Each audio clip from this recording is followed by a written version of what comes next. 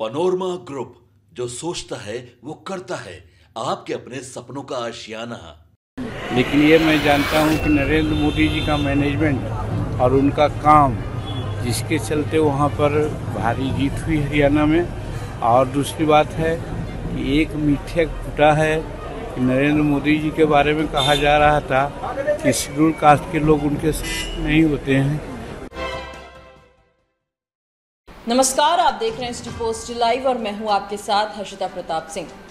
केंद्रीय मंत्री और हम सुप्रीमो जीतन राम मांझी कल दिल्ली से पटना पहुंचे और अपने बयान से पलटी मारते हुए नजर आए। दरअसल जीतन राम मांझी ने 2 दिनों पहले एक ऐसा बयान दिया था जिसके बाद से बवाल मचना शुरू हो गया था, बयानबाजियों का सिलसिला शुरू हो गया था। दरअसल 2 दिनों पहले दिवंगत नेता रामविलास पासवान की चौथी पुण्यतिथि थी। इस अवसर पर जीतन राम मांझी ने पशुपति पारस को लेकर एक बड़ा बयान दे दिया था और पशुपति पारस को रामविलास पासवान का असली उत्तराधिकारी कहते हुए नजर आए थे, जिसके बाद से बिहार की सियासी गलियारों में बवाल मचना शुरू हो गया था। और अब कल जब जीतन राम मांझी दिल्ली से पटना वापस आए हैं तो अपने बयान से पलटी मारते नजर आए और कहा कि मेरे बयान को तोड़ मड़ोड़ के पेश किया गया। मेरा कहने का अर्थ ये नहीं था। मेरे कहने का अर्थ केवल इतना था कि जो घर के लड़ाई झगड़े होते हैं वो घर के भीतर ही रहने चाहिए। अपने इस बयान से पलटी मारते हुए क्या कुछ कह रहे थे केंद्रीय मंत्री जीतन राम मांझी, पहले आपको सुने। रिजल्ट आया, अब कांग्रेस के सहयोगी कांग्रेस से ही पूछ रहे हैं कि ओवर कॉन्फिडेंस के कारण ये चुनाव जो है हरियाणा का कांग्रेस हार गई है।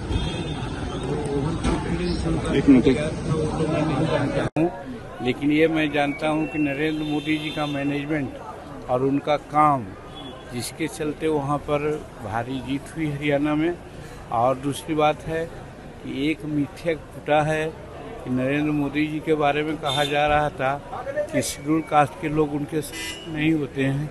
वहाँ शेड्यूल कास्ट, अति पिछड़ा सब मिल करके जाट बंधु कम दिए हैं, लेकिन उसके अलावा सब लोग पूरा वोट दिए, जिसके चलते वहाँ जीत हुई है। सर, आपने एक बयान दिया है आज की चिराग क्या बोलते हैं रामविलास पासवान के जो है वो असल वारिस पशुपति कुमार पारस है, चिराग पासवान नहीं सर, उत्तराधिकारी नहीं, वो बात हमने नहीं कहा है, गलत है अगर किसी ने कहा है। हमने कहा है कि भाई घर की लड़ाई घर में रहनी चाहिए, बाहर में सब एक होकर के रहना चाहिए, ये हमने कहा। चिराग पासवान की पार्टी कह रही है कि वो रिश्तेदार हो सकते हैं पर उत्तराधिकारी नहीं हो सकते हैं सर। अब उनका अपनी बात है, वो मैं नहीं कर सकता है। हाँ, एकदम हमारे बयान का गलत अर्थ निकाला है।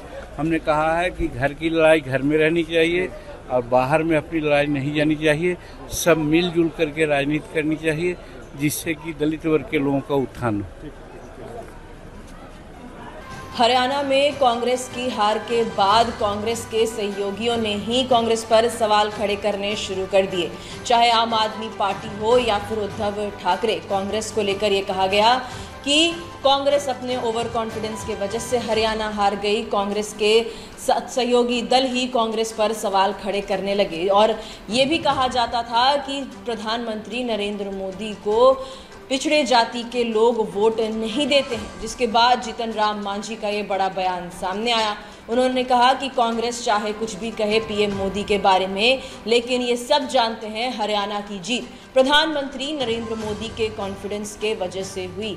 जिस जातियों के बारे में विपक्ष कहता है कि पीएम मोदी को वोट नहीं देते, ऐसा कुछ भी नहीं है। सभी ने पीएम मोदी के चेहरे पर वोट डाला है। जाट बंधुओं ने कुछ कम वोट डाला, उसके अलावा सभी ने अपना समर्थन पीएम मोदी को दिया है। इसी कारण हरियाणा में भाजपा की जीत हासिल हो पाई है। वहीं दूसरी ओर अपने बयान को लेकर पलटते नजर आए जीतन राम मांझी। रामविलास पासवान की पुण्यतिथि पर पशुपति पारस को उनका असली उत्तराधिकारी बताया था, जिसके बाद सफाई पेश कर रहे थे और साफ कह रहे थे कि मेरे बयान को तोड़ मड़ोड़ के पेश किया गया।